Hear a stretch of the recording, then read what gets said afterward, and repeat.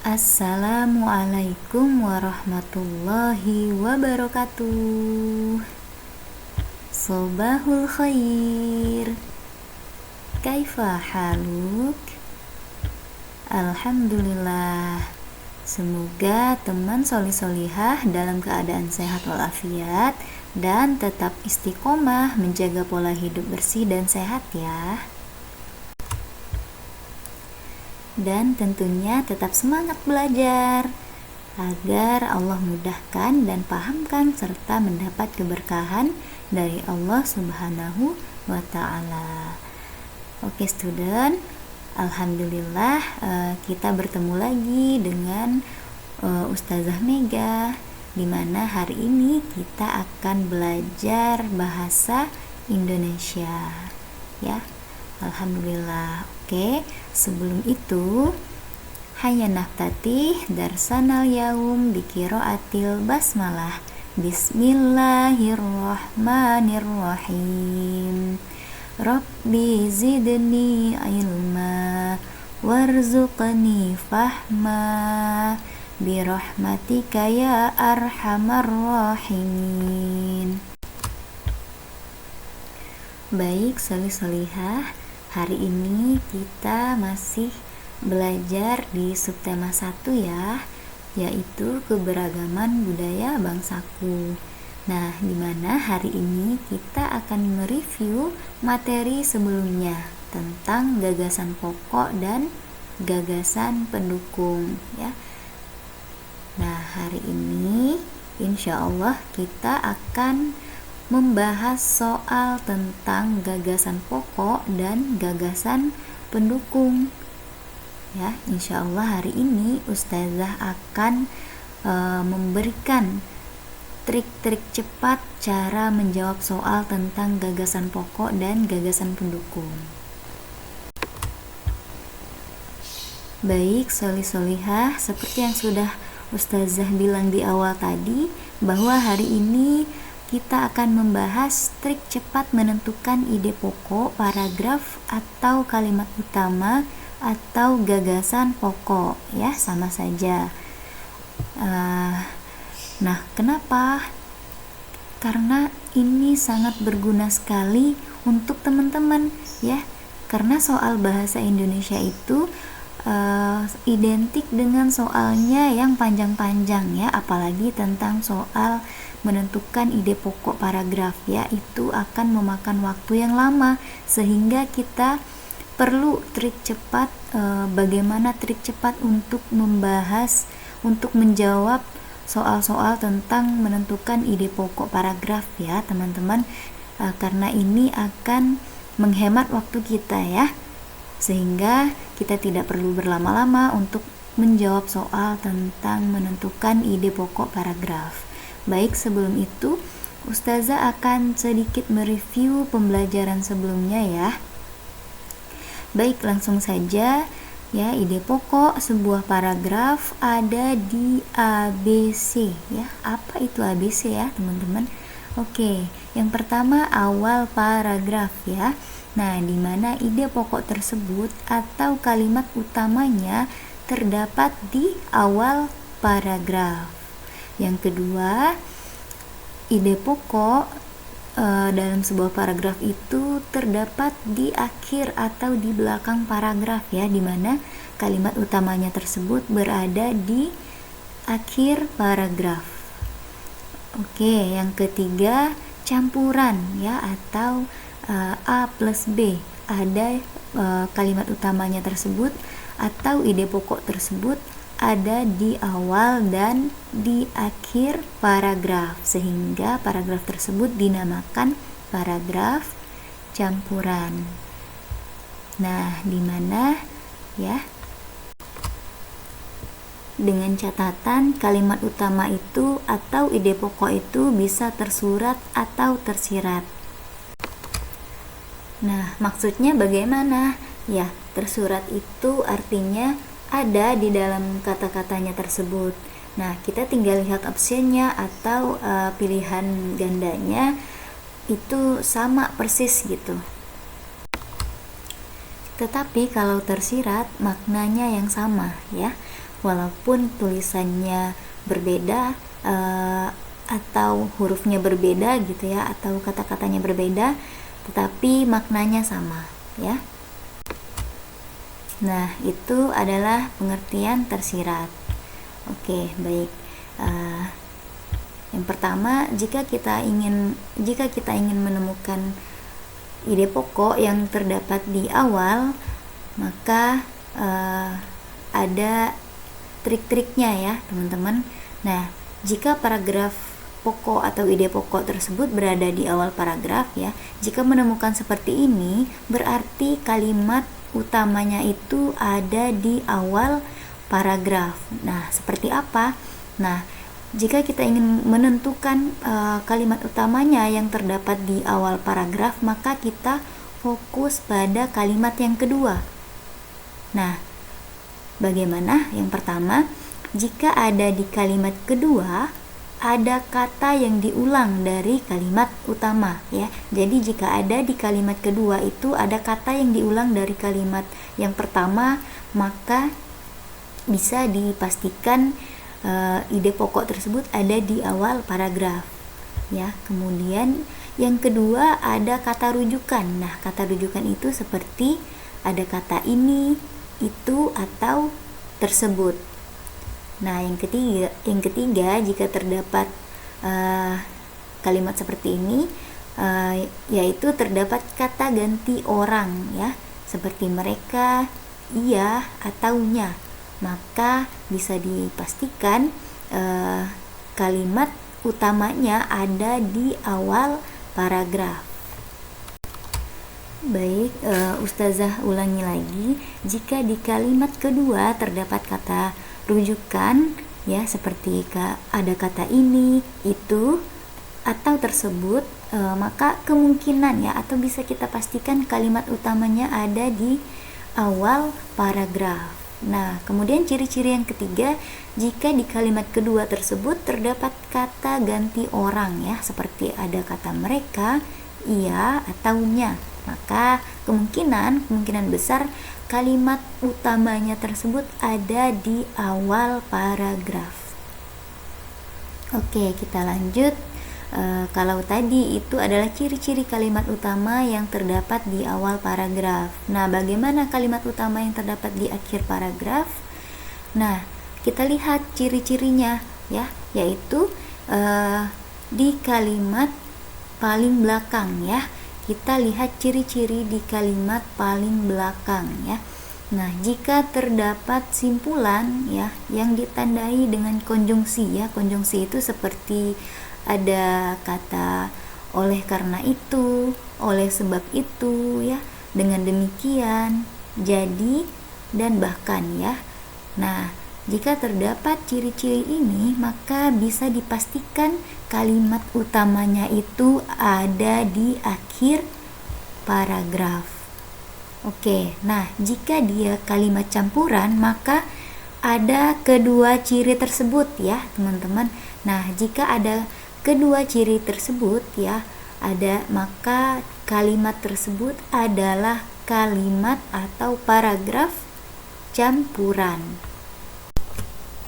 Baik teman-teman, kita langsung saja ya ke pembahasan soal. Ya, soal yang pertama, kesadaran pedagang terhadap pentingnya menjaga kebersihan di 9 pasar tradisional di Kota Depok sangat rendah. Data riset kebersihan pasar atau RKP Kota Depok menunjukkan bahwa tingkat kesadaran pedagang akan kebersihan hanya 20%. Sejumlah pedagang juga didapati sering berperilaku aji mumpung dengan membawa semua sampah rumah tangga mereka ke pasar untuk dibuang di sana.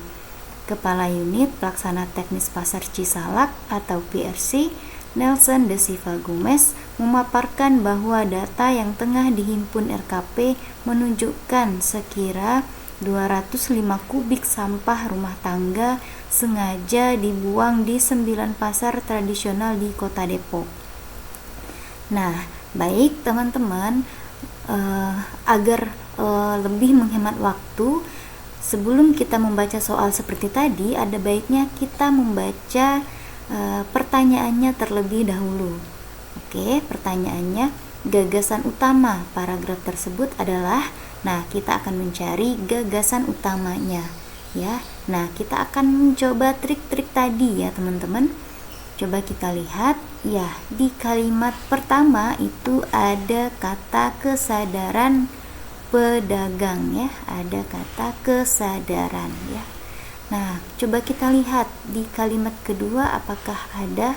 Nah, ternyata di kalimat kedua ya, data riset kebersihan pasar Depok menunjukkan bahwa tingkat kesadaran pedagang. Ternyata di kalimat kedua juga diulangi ya teman-teman kata dari kalimat pertama, yaitu kesadaran pedagang. Nah, juga ada kata kebersihan. Nah, di kalimat kedua juga diulangi ya, ada kata kebersihan juga. Nah, oke. Berarti bisa kita pastikan bahwa kalimat utamanya ya terdapat di awal paragraf. Nah, baik. Berarti kalimat utamanya adalah kesadaran pedagang terhadap pentingnya menjaga kebersihan di 9 pasar tradisional di Kota Depok sangat rendah. Oke. Nah, coba kita cari gagasan utamanya ya. Coba kita lihat optionnya. Nah, yang C itu salah ya teman-teman. Coba kita lihat, kita cek dari awal ya. Kesadaran pedagang tradisional. Oke. Yang kedua, kesadaran menjaga kebersihan ya, masih nyambung ya teman-teman dengan kalimat utamanya. Nah, yang ketiga itu kebersihan pasar tradisional ya, salah ya teman-teman, bukan kebersihan pasar tradisional ya. Kemudian kebersihan pasar di Kota Depok ya, salah juga ya teman-teman. Di sini ya, di kalimat utamanya itu lebih fokus pada kata kesadaran ya teman-teman, kata kesadaran dan kebersihan, sehingga option C dan D itu adalah salah. Nah, kita lihat yang E, peduli kebersihan ya, kurang tepat ya teman-teman. Nah, coba kita lihat option yang A dan B ya. Sebenarnya A dan B ini hampir mirip ya teman-teman. Nah, tapi kita lihat lagi ya, yang A kesadaran pedagang tradisional, yang B kesadaran menjaga kebersihan.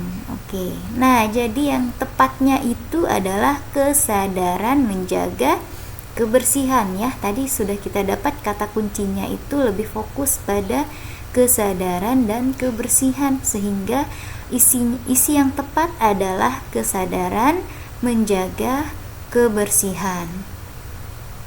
Oke, paham ya teman-teman? Nah, kita lanjut di soal yang kedua. Bacalah paragraf laporan berikut. Ya, sebelum kita membaca semua paragrafnya, maka kita baca terlebih dahulu soalnya apa. Nah, soalnya kalimat utama paragraf tersebut ditandai dengan nomor. Nah, kita disuruh mencari kalimat utamanya ya. Ada di nomor berapa? Coba kita baca kalimat pertama. Kota Jambi hingga kini masih sering mengalami krisis air bersih. Oke. Kemudian kalimat kedua, krisis air bersih tersebut terutama memuncak ketika debit air Sungai Batanghari menurun pada musim kemarau. Oke, coba kita lihat ada kata krisis air bersih yang ternyata diulangi di kalimat yang kedua ya. Kota Jambi hingga kini masih sering mengalami krisis air bersih. Krisis air bersih tersebut terutama memuncak ketika debit air Sungai Batanghari menurun pada musim kemarau. Oke, cukup kita baca sampai di situ saja. Nah, ada kata yang diulangi di kalimat kedua, yaitu krisis air bersih, sehingga bisa dipastikan kalimat utamanya ada di awal paragraf ya. Nah, kemudian ada juga kata konjungsi ya di kalimat kedua, yaitu kata tersebut. Tadi sudah kita bahas kalimat konjungsi, salah satunya ada kata tersebut ya teman-teman. Nah, jadi sudah bisa dipastikan ini kalimat utamanya ada di awal paragraf, yaitu Kota Jambi hingga kini masih sering mengalami krisis air bersih. Oke, next kita lanjut soal ketiga. Bacalah paragraf berikut. Oke, sebelum kita baca tentunya kita baca dulu soalnya apa. Gagasan utama paragraf tersebut adalah, nah kita disuruh mencari gagasan utama. Oke, kita coba menggunakan trik yang tadi ya teman-teman. Coba kita baca ya. Bagaimanakah cara mencukupi kebutuhan akan sayur mayur dan variasi gizinya? Pekarangan dapat dimanfaatkan untuk membudidayakan tanaman sayur mayur. Sementara itu, oke, ada kata konjungsi ya teman-teman, sementara itu. Nah, di sisi lahan pekarangan dapat dibuat kolam untuk budidaya ikan. Nah, jadi karena ada kata konjungsi sehingga kalimat utamanya itu ada di awal paragraf. Nah, oke, apakah ada di akhir juga? Coba kita baca lagi. Jadi, nah ada kata jadi ya teman-teman, dimana kata jadi ini juga kata konjungsi. Oke, berarti ya coba kita baca lagi. Jadi sebagian lahan pekarangan digunakan untuk menjaga sayur mayur dan sebagian lainnya digunakan sebagai kolam. Nah, berarti tadi kalimat utamanya ada di awal paragraf. Nah, ternyata di akhir paragraf ada kata konjungsi juga ya yang menunjukkan itu kesimpulan ya teman-teman. Nah, ada kata jadi sehingga kalimat utamanya juga terdapat di akhir paragraf. Nah, sehingga paragraf ini dinamakan paragraf campuran ya. Kalimat utamanya ada di awal dan di akhir paragraf. Nah, sehingga kalimat utamanya yaitu bagaimanakah cara mencukupi kebutuhan akan sayur mayur dan variasi gizinya. Pekarangan dapat dimanfaatkan untuk membudidayakan tanaman sayur mayur.